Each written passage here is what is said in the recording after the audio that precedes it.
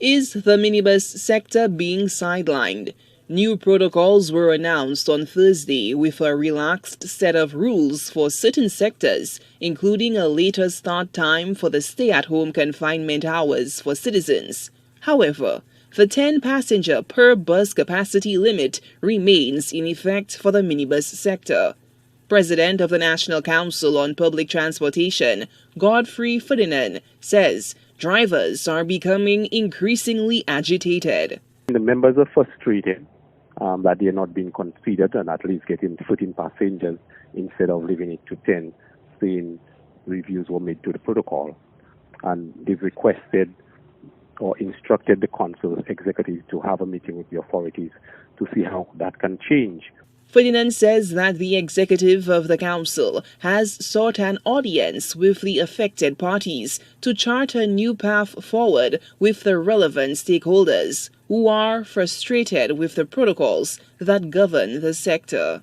We have made that request to bring up these tools that they are in budget preparation, and after that they will consider, they will have a meeting with us.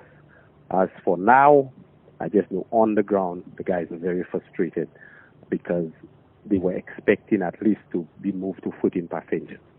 The government had announced that the new protocols were approved following consultation with relevant stakeholders. But was the transportation sector part of these discussions? Well, there is a committee dealing with this protocol thing, but we were not consulted. I know the Ministry of Transport is the one making representation on our behalf through the PS and the Minister of Transport in reference to the capacity aspect, because we've made our position clear with them that we would love our 14 passengers or full capacity. Throughout the over 3-year-long pandemic, drivers have called for an increase in fares to offset passenger capacity losses.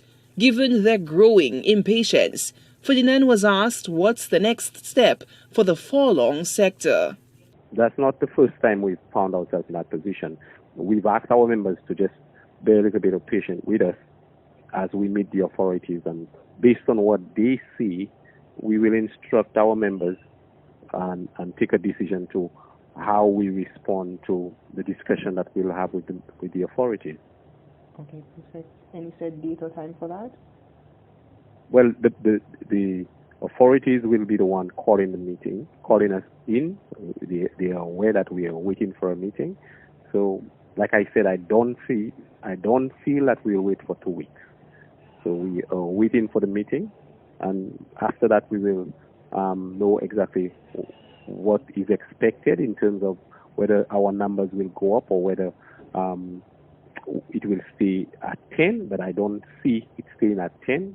If it stays at 10, then I know for sure the members will be very, very annoyed and angry at it. The Ncopt and its membership now awaits the opportunity to air their grievances with COVID-19 management officials. The council has called on its members to exercise patience as it seeks to broker a compromise to ensure the transportation sector can thrive during the ongoing pandemic. Suaj Alfred, HTS News Force.